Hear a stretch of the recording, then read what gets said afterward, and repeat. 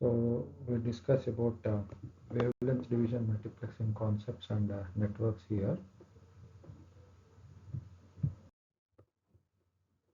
So under this module, we first look into the typical wavelength division multiplexing networks.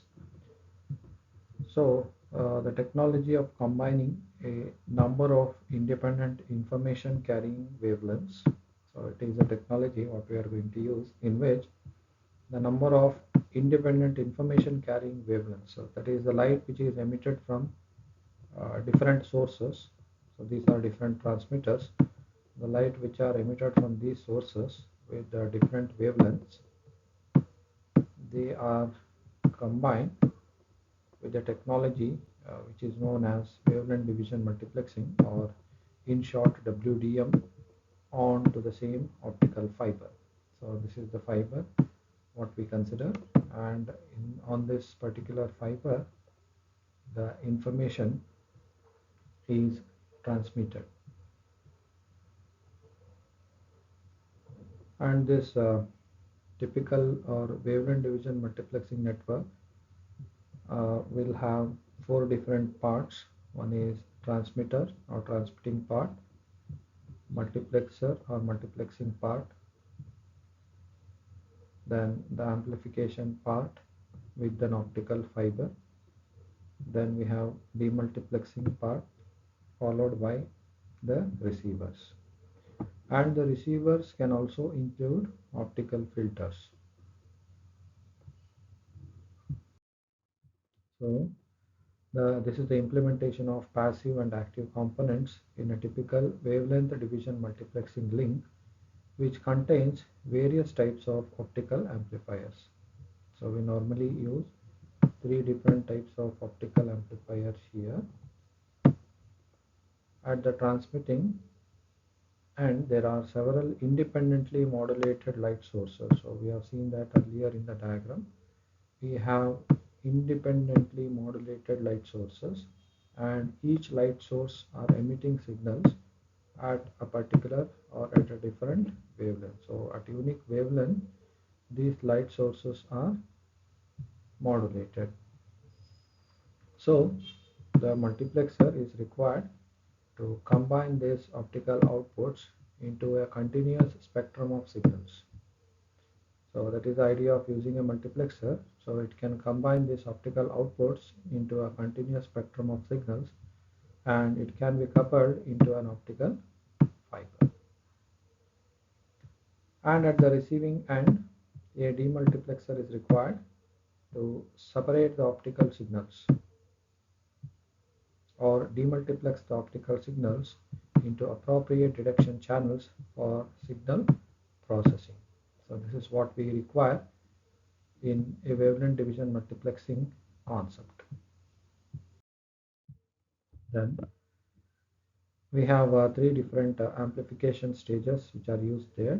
That is pre-amplifier, then inline amplifier, and post amplifier. So three amplification stages are used in a wavelength division multiplexing process. Then we have wavelength division multiplexing standards. So what are the standards which are developed for this wavelength division multiplexing to be used? So there are certain standards which are developed by the International Telecommunication Union, what we call it as ITU.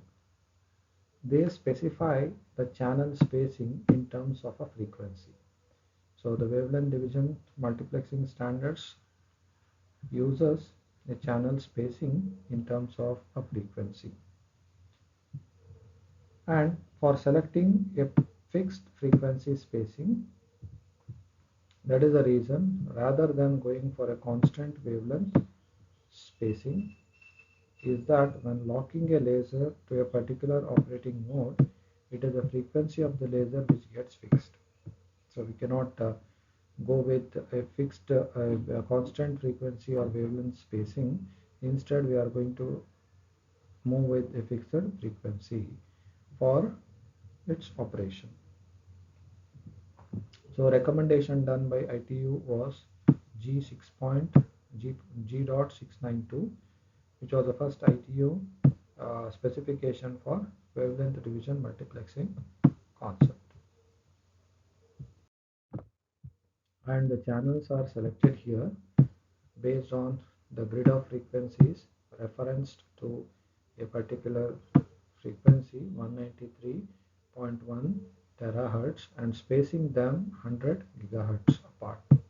So this is the frequency spacing what we consider here,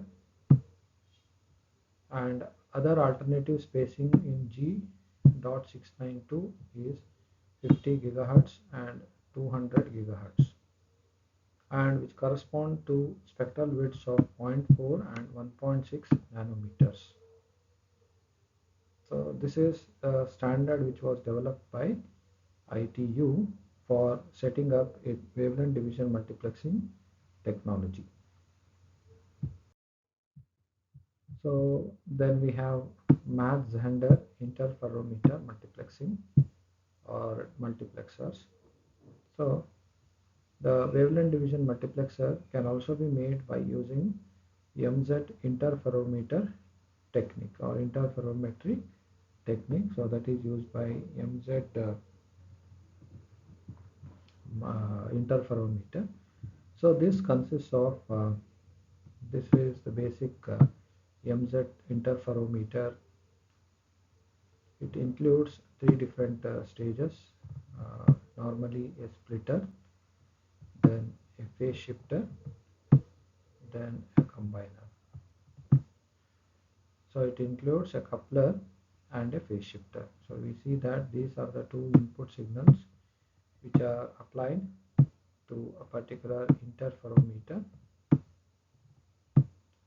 Then this is the signal which is output of the interferometer, with the phase shift between these two signals with a change in the length of the signal from L to L plus delta L here. So it is the Mach-Zehnder interferometer, and it consists of three stages. So one is 3 dB directional coupler, which splits the input signals, and a central section where one of the waveguide is longer by delta L to give a phase shift between these two arms. The phase shift is obtained by changing the length of the waveguide in the interferometer, and another 3 dB coupler which recombines the signal at the output.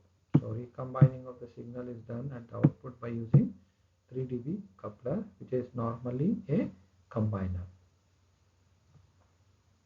Then this is splitter which splits the signal, and this is a combiner which recombines the signal at the output. The function of this particular arrangement is that by splitting the input beam and introducing a phase shift in one of the path, the recombined signal will interfere constructively at one of the output and destructively at the other.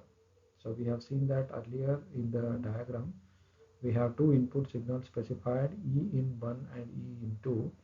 But at the output of interferometer, we had just a signal which is E out 2. So here in this we say that the signal is reconstructed at one of the output.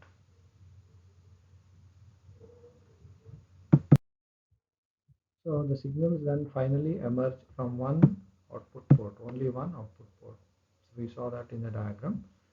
So we refer it to represent by a propagation matrix. So propagation matrix for a coupler with length d is given by m coupler, so we just represent it by coupler.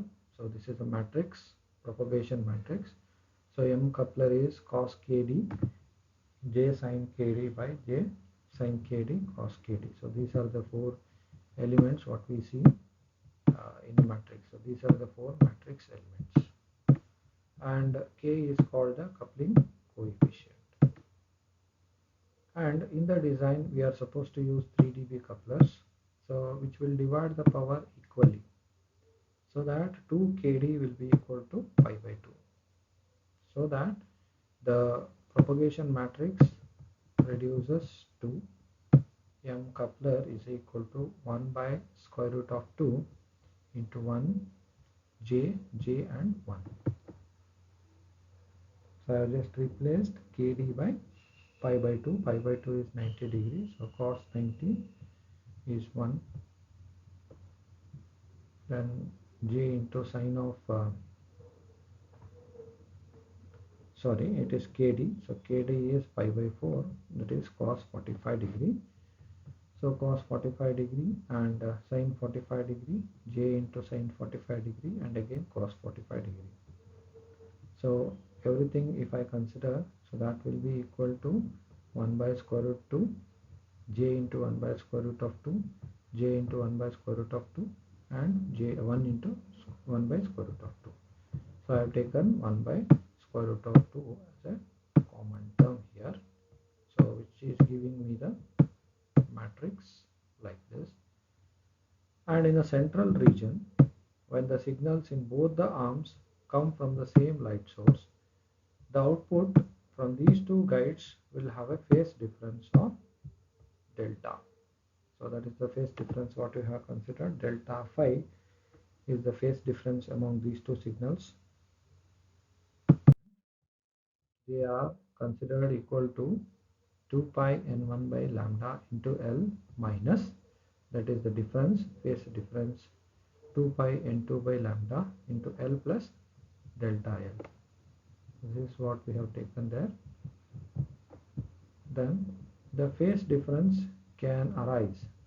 The phase difference can arise either from a different path length, which is given by delta L here, or through a different refractive index. So that is if n1 is not equal to n2, and hence both the arms what we consider will have the same refractive index, then all the refractive indices will be equated to the effective refractive index, so that delta into phi is equal to k times delta L, where k is equal to 2 pi n into n divided by lambda, where this is the effective refractive index of the material. So for a given phase difference, the propagation matrix for a phase shifter is given by m delta phi. So that is equal to exponential of j k delta L by 2, 0 and 0, exponential of minus j k delta L by 2. So the optical output fields are represented as E out 1 and E out 2 from the two central arms in the interferometer, and they can be related to the input fields like E input 1 and E input 2, and E out 1, E out 2 is equal to the propagation matrix into input E in 1 and E in 2, where M is equal to, this is the first element in the interferometer, which is a splitter. Second device in the interferometer, this is 3 dB device, and this is the third device in the interferometer, which is combined. So this is splitter, this is 3 dB gain device, and this is combined. So that is equal to M11 M21. So this is first row first element of the matrix, first row second element of the matrix, first column second element of the matrix. This is second column first element of the particular row. Here second row and second column second element in the matrix. So that is equal to J into sine of K delta L by 2 into cos of K delta L by 2 and cos of K delta L by 2 minus sine K delta L by 2. So this is by combining these three propagation matrices. So we need to see that the input at MZI at different wavelengths is E in 1, which is at lambda 1 wavelength, and the second input which is at a wavelength lambda 2. Then the output fields, these two, is the sum of the individual contribution from the two input fields. So this is the contribution due to the fields. So this is the output E out 1, this is the output E out 2, where Kf is equal to 2 pi into eta into n effective by lambda f. So the output powers are then found from the light intensity, which is the square of the field strength. So power is equal to the square of the field strengths which are produced. So these are the output what we get for the MZI interferometer. These are the two expressions what we get. So these are the two expressions of MZI interferometer. So this is the output powers which are found from the light intensity, which is the square of the field strength in the interferometer.